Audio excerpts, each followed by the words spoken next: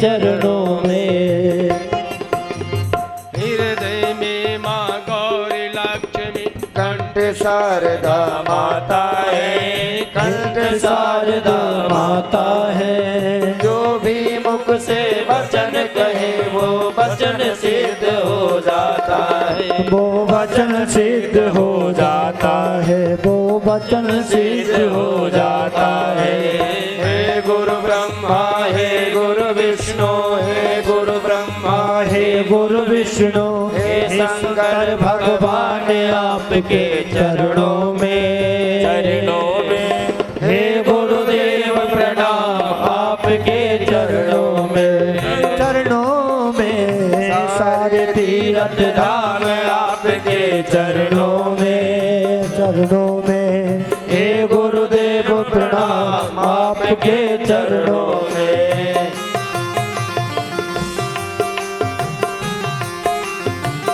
जय हो।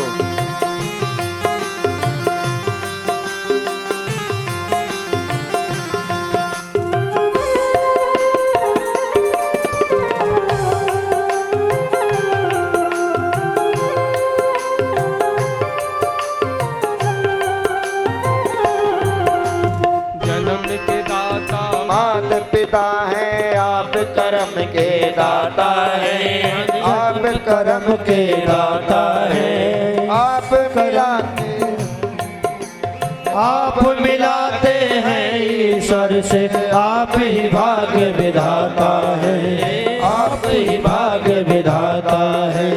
दुखिया मन को रोगी तन को, दुखिया मन को रोगी तन को, मिलता है आराम आपके चरणों में, चरणों में। हे गुरुदेव प्रणाम आपके चरणों में, चरणों में। सारे तीर्थ धाम आपके चरणों में, चरणों में। हे गुरुदेव प्रणाम आपके चरणों में।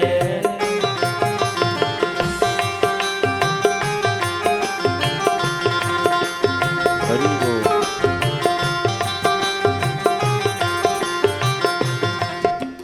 निर्बल को बलवान बना दो, मूर्ख को गुणवान प्रभु, ओ निर्बल को बलवान बना दो, मूर्ख को गुणवान प्रभु, मूर्ख को गुणवान प्रभु।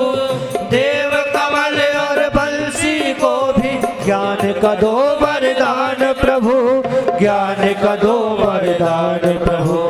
हे महादानी हे महाज्ञानी ओ, हे महादानी हे महाज्ञानी, रहूं सुबह और शाम आपके चरणों में, चरणों में। हे गुरुदेव प्रणाम आपके चरणों में, चरणों में। सारे तीर्थ धाम आपके चरणों में, चरणों में। हे गुरुदेव प्रणाम आपके चरणों में। ओ सारे तीर्थ धाम आपके चरणों में, चरणों में। हे गुरुदेव प्रणाम आपके चरणों में। ओ सारे तीर्थ धाम आपके चरणों में, चरणों में। हे गुरुदेव प्रणाम आपके चरणों में, हे गुरुदेव प्रणाम आपके चरणों में, हे गुरुदेव प्रणाम आपके चरणों में। बोलो सतगुरुदेव भगवान की जय हो। सिया बलरामचंद्र महाराज की जय हो। पवन पुत्र हनुमान की जय हो। श्री तुलसीदास जी ने भी लिखा और वंदना शुरू की तो गुरु जी से ही शुरू की। और श्री तुलसीदास जी के गुरु कौन? श्री हनुमान जी। श्री तुलसीदास जी बाबा ने हनुमान जी को गुरु बनाया। कहते हैं भगवान तो सबको मिले मिलाए हैं, ऐसा नहीं है भगवान किसी को मिले नहीं है, प्रभु तो सबको मिले हैं। लेकिन गुरुदेव भगवान कहते हैं जो मिले को मिला दे वही गुरु, जो मिले को मिला दे वही गुरु। कैसे? बोले महाराज, जिन आँखिन सब देखियां आंख न देखी जाए। जिस नेत्रों से आप सभी लोगों को देखते हैं, अपने आप को देखते हैं, लेकिन अगर उसी नेत्रों से आप अपने नेत्रों को देखना चाहें तो नहीं देख पाएंगे। तो उसके लिए क्या चाहिए? दर्पण। वही श्री तुलसीदास जी भी लिखते हैं कि अगर भगवान को मिलना है और भगवान की पहचान कराना है तो उसके लिए चाहिए गुरु। तो श्री गुरु चरण सरोज रज। श्री तुलसीदास जी ने लिखा श्री। अच्छा देखिए कितनी बड़ी विडंबना है। हमारे सनातन धर्म में इतनी बड़ी विडंबना आ गई, अगर किसी व्यक्ति का संबोधन करना हो तो उसको अगर सामने वाला श्री नहीं लगाए तो वह अपना अपमान समझता है ना। लेकिन हम उन सभी लोगों को बता देना चाहते हैं, गुरुदेव भगवान कहते हैं महाराज पहले ये जान ले श्री और श्रीमान किसके लगाया जाता है। इस धरती पर चलने वाले जो आम व्यक्ति हैं, जिनको यही नहीं पता है कि अपने माता पिता की सेवा भी कैसे करनी है, जिनके मन कर्म वचन भी शुद्ध नहीं है, वो श्रीमान लगाने के लिए उत्साहित रहते हैं। वो सोचते हैं कि कोई मुझे श्रीमान कह के बुलाए। और यह एक अद्भुत संयोग है। गुरुदेव भगवान कहते हैं श्री नारायण के सामने लगता है, आगे लगता है, श्री लक्ष्मी नारायण के आगे लगता है, श्री राधा जी के आगे लगता है, वह श्री जी है, उनके आगे लगता है श्री रामचंद्र जी के आगे लगता है, श्री कृष्णचंद्र के आगे लगता है, लेकिन कभी श्री शिव के आगे नहीं लगता। जब शिव देवादिदेव महादेव वह श्री नहीं लगाते हैं तो यहां श्री लगाने के लिए आप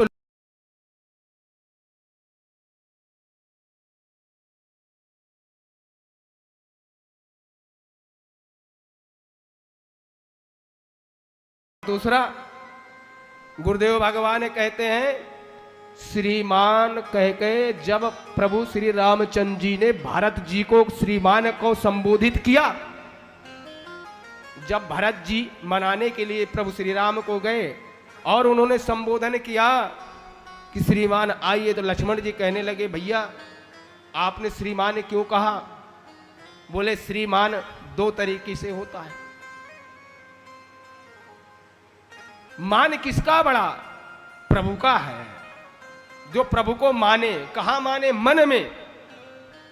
मन में उस मान को बनाए रखते हुए अपने हृदय में धारण करे और जिसके पद, जिसके चरण त्रिलोकी नाथ के चरणों में जाके के उनके चरणों में नतमस्तक हो जाए, वह श्रीमान कहलाने लायक होता है।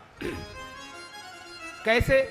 गुरुदेव भगवान कहते हैं महाराज जैसे छोटी छोटी नदियां कलकलाती हुई समुद्र में जब मिल जाती हैं तो उनकी कलकलाहट बंद हो जाती है, उसी तरह से जब यह जीव आत्मा उस परमात्मा से मिल जाती है तो इसकी भी ज्योति बढ़ जाती है। इसीलिए कहा श्री गुरु।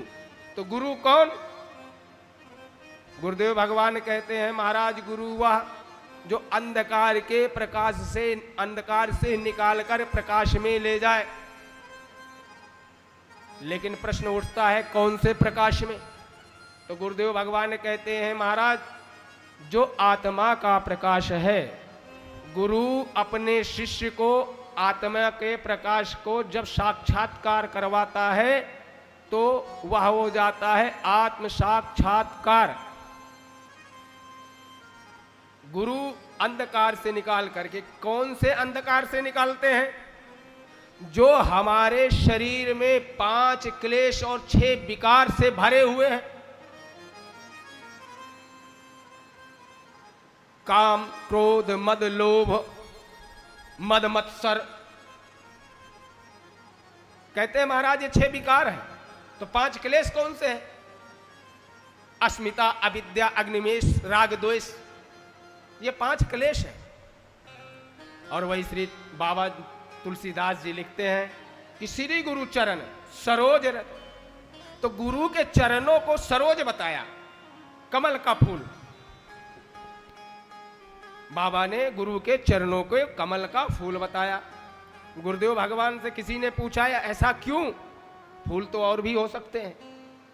तो श्री तुलसीदास जी ने कहा कि कमल पराग तो कमल के फूल से ही निकलता है, और गुरुदेव के चरण है कमल, और उनके चरणों की जो रज है वो है पराग, और वह रज जब आंखों में लग जाती है तो वह बन जाती है अंजनी। और श्री हनुमान जी हमारे हैं कौन, अंजनी नंदन। तो कहते हैं श्री तुलसीदास जी कि गुरु के चरणों की जो धूल है, जो रज है, वह आंखों में लग जाए तो अंजन बन जाती है। और फिर क्या हो जाता है, तो बोले वह दर्पण की तरह, जिस तरह से आप दर्पण में देख करके अपनी सुंदरता को निहारते हैं, उस तरह से आपके अंदर की पट खोल जाता है और अंदर के नेत्रों से आप उस परमात्मा को देखने लगते हैं। जिसे आजकल बहुत से टीवी चैनलों पे और लोग कहते हैं कि आइए त्रिनेत्र खुला, आज्ञा चक्र जागृत करिए, कुंडलिनी जागृत करवा रहे हैं यूट्यूब पे इतने लोग। अरे यूट्यूब पे जितने भी लोग आप लोग कुंडली जागृत करवा रहे हो, आपको हम बता देना चाहते हैं कुंडलिनियां तो सबकी जागृत हैं। और जो ये कहता है कि हम मंत्र सिद्ध करेंगे, मंत्र सिद्ध करवाएंगे, तो उन्हें भी बता देना चाहते हैं मंत्र अपने आप में पहले भी सिद्ध थे, आज भी हैं, आगे भी रहेंगे। तो साधना क्यों, साधना क्यों? साधना का अर्थ होता है, गुरुदेव भगवान कहते हैं उस मंत्र के हिसाब से आप अपने आप को साध लें, यही साधना है। मंत्र सब सिद्ध हैं, ऐसा नहीं है कि कोई मंत्र सिद्ध नहीं है। और अगर कोई मंत्र सिद्ध नहीं होगा तो यहां पर कोई ऐसा नहीं है कि उस मंत्र को सिद्ध कर देगा। और साधने की बात सबसे बड़ा प्रमाण श्री रामचरितमानस में श्री तुलसीदास जी कहते हैं कि जब श्री राजा दशरथ जी ने पुत्रेष्ठित यज्ञ करवाया तो वहां पे बड़े बड़े ऋषि मुनि आए थे, सप्त ऋषि भी आए थे, वशिष्ठ भी आए थे, विश्वामित्र जी भी थे। लेकिन सभी लोगों का मत और एक साथ बोले कि इस मंत्र को बोलने की ताकत जो है वह श्रृंगी ऋषि में ही है, उन्हीं की जिह्वा में ताकत थी उस मंत्र को बोलने की। और गुरुदेव भगवान कहते हैं महाराज एक अद्भुत बात, पुत्रेष्ठित यज्ञ जो करवाया